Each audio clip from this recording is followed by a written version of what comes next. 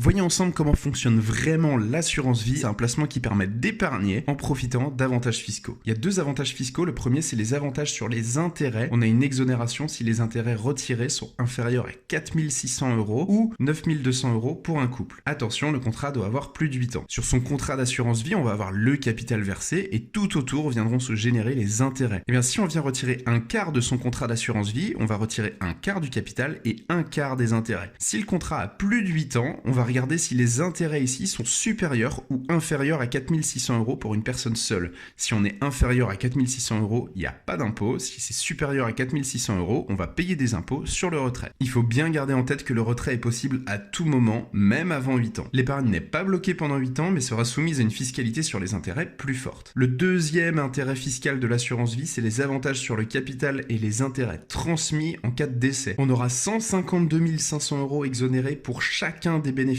si on verse avant 70 ans. Donc si on a 10 bénéficiaires sur son assurance vie, on sera exonéré d'1 525 000 € au total. Mais attention, si on verse après 70 ans, on a un abattement unique que se partageront tous les bénéficiaires qui n'est que de 30 500 €. L'assurance vie permet d'accéder à un large choix de supports et plusieurs modes de gestion. Globalement, il y a 4 fonds disponibles sur une assurance vie. Le fonds euro qui est 100% sécurisé. L'immobilier avec les SCPI, c'est de la pierre papier qui va générer des loyers qui seront versés directement sur le support euro. On retrouve aussi des SICAV ou des OPCVM, c'est des bulles d'action qui sont thématiques ou géographiques. On peut aussi retrouver des ETF à l'intérieur, ce sera la partie la plus dynamique, celle qui va être vraiment investie en bourse. Et un dernier compartiment qui sont les obligations, où à l'intérieur ce sera de la dette d'État ou de la dette d'entreprise. C'est des fonds qui sont plutôt protégés avec un rendement qui sera défini à l'avance. Les points d'attention de l'assurance vie, c'est les risques, parce qu'à l'intérieur on peut avoir des actions et perdre tout son capital. Il y a également des frais de versement et des frais de gestion qui peuvent venir diminuer la rentabilité de votre contrat s'ils sont trop élevés. Et enfin, il faut bien avoir en tête son horizon de placement. Il ne faut pas placer sur une assurance vie si c'est pour faire un placement pour 15 jours, 3 semaines, 1 mois. L'assurance vie, c'est un placement moyen ou long terme, donc il faut vraiment bien connaître ses objectifs avant d'investir dedans. Pour en savoir plus, abonnez-vous.